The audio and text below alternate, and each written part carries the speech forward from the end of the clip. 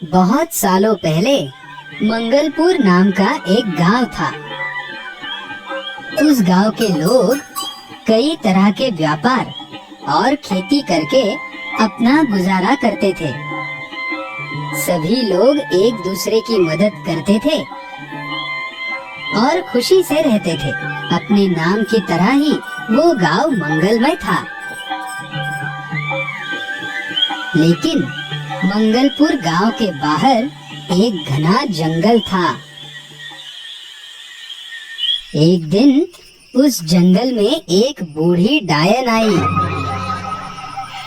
वो डायन रोज रात को गांव में आकर गांव की भेड़ बकरियां और पालतू जानवरों को पकड़ के जंगल ले जाती और उन्हें मारकर खाती थी। लेकिन गांव वालों को इसका कुछ भी अता पता नहीं था। इसलिए गांव के सारे लोग यही चिंता में रहते थे कि आखिर हमारे जानवर कौन चुराता है। लेकिन एक दिन उस डायन ने सोचा, बहुत दिन हुए मैं सिर्फ जानवर ही खा रही हूँ, पर अब गांव के मेरे सारे पसंदीदा जानवर भी खत्म हो गए और अब मुझे भी किसी छोटे बच्चे का मांस खाने की इच्छा हो रही है। ऐसा करती हूँ, अभी के अभी गांव में जाती हूँ और कोई छोटा बच्चा ढूंढती हूँ। डायन तुरंत ही गांव में गई और एक छोटे बच्चे को बोरी में डालकर जंगल में लेके जाने लगी।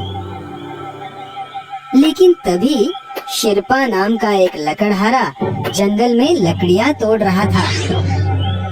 उसने डायन को बोरी लेकर जाते हुए देखा। उसे लगा कि जरूर कुछ न कुछ गड़बड़ है, क्योंकि शिरपा ने इस बुढ़िया को गांव में पहले कभी नहीं देखा था। इसलिए डायन का पीछा करते हुए उसके झोपड़े तक पहुंच गया।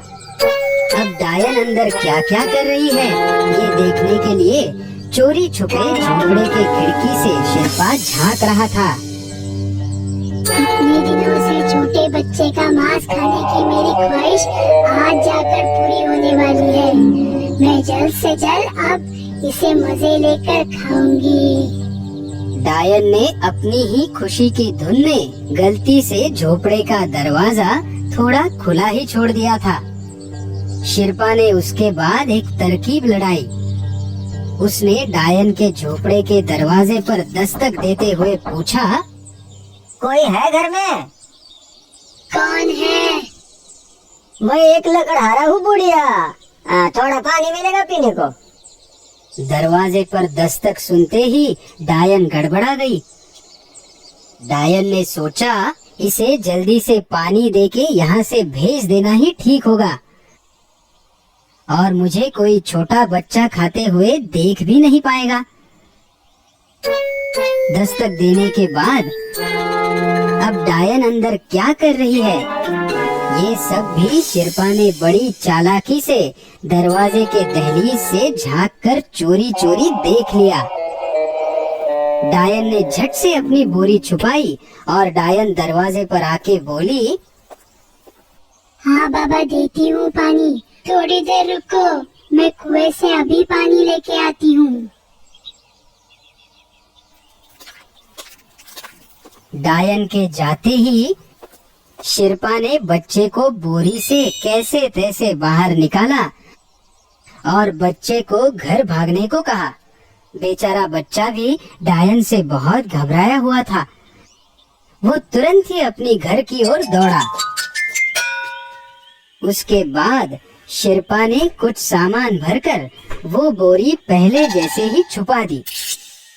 कुछ देर बाद डायन कुएं से पानी लेकर वापस आ गई।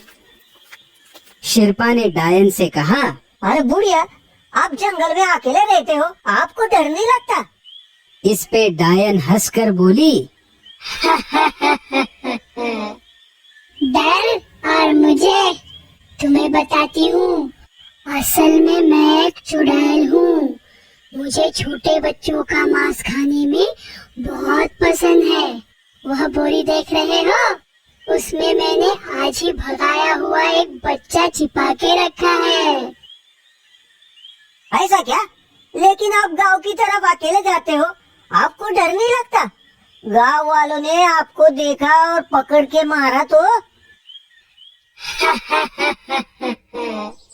अरे मुझे मारना इतना आसान नहीं है। अरे मेरी जान तो इस झाड़ू में है। जब तक ये झाड़ू टूटता नहीं, तब तक मुझे कुछ भी नहीं हो सकता। ये सुनते ही शेरपा ने सोचा, अब अगर इस डायन से पीछा छुड़ाना हो तो कोई न कोई तरकीब तो लड़ानी ही होगी। शेरपा ने डायन से कहा, मुझे भी छोटे बच्चे खाना बहुत पसंद है। अभी अभी मुझे तुम्हारे ही झोपड़े में छोटे बच्चे की बू आ रही थी। ढूंढने पर मुझे यही एक बोरी में एक छोटा बच्चा मिला और मैंने तुरंत उसको सफाचट कर दिया। बहुत ही स्वादिष्ट था। वाह, मजा आ गया। ये जानने के बाद डायन को काफी गुस्सा आया, क्योंकि वो छोटा बच्चा तो डायन खुद मजे लेके खाना चाहती थी। डायन तुरंत जाकर बोरी निकाल कर देखती है तो सच में उसे बोरी में बच्चा नजर नहीं आता। वो गुस्से से लाल होती है और चिल्ला के शेरपा को पूछती है, तुम तो एक साधारण लकड़हारे नजर आते हो। जरूर तुमने ही उस छोटे बच्चे को भगाया होगा। मेरे सामने कुछ भी मत बको। अरे हाँ, मैं लकड़हारा हूँ, लेकिन वो सिर्फ बाहर के लोगों के लिए। असल में तो मैं एक मांत्रिक हूँ। मुझे भी काली जादू आती है और मुझे तो खाने में छोटे बच्चे ही बहुत पसंद है। आज तक मैंने अपने काले जादू की शक्ति से कई सारे छोटे बच्चे खाए हैं। डायन बहुत ज्यादा गुस्से से शेरपा को कहती है, लेकिन वो छोटा बच्चा तो मैंने खुद बड़ी मुश्किल से भगाया था और तुम उसे कैसे खा सकते हो? वो तो केवल मेरा ही शिकार था। अरे बुरा मत मानो, मैंने आपकी शिकार खाई है। अब मैं ही आपको एक छोटा बच्चा ला कर देता हूँ। अब आप गुस्सा ठंडा कीजिए और बस थोड़ा सा इंतजार कीजिए। हाँ चलो ठीक है, लेकिन तुम्हें तो अब गांव पहुंचने में बहुत देर लगेगी। तुम गांव कब जाओगे और मेरे लिए छोटा बच्चा कब लाओगे?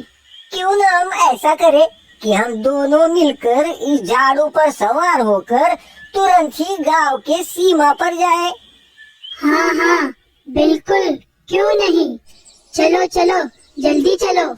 वो दोनों मिलके डायन के झाड़ू पर बैठे और हवाई सफर करके कुछ ही पलों में गांव के सीमा पर पहुंच गए। चलो अब मेरे लिए जल्दी से बच्चा लेकर आओ।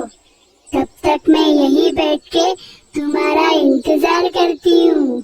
हाँ, अभी लेकर आता हूँ, मगर पहले ये झाड़ू तो तोड़ दूँ। नहीं नहीं।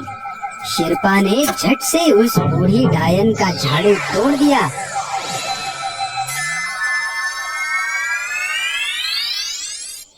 और उसे पीटने लगा। तब तक वो छोटा बच्चा भी गांव वालों को लेकर वहां पहुंचता है। झाड़ू टूटने से अब डायन को हमेशा के लिए मारने का रास्ता साफ हो चुका था। सभी गांव वालों ने मिलकर डायन को खूब मारा और दुष्ट बूढ़ी डायन का इस प्रकार सर्वनाश हो गया। पश्चात सभी गांव वालों ने शेरपा की बहुत तारीफ की और फिर एक बार सब गांव वाले पहले जैसे मंगलपुर में खुशी से रहने लगे।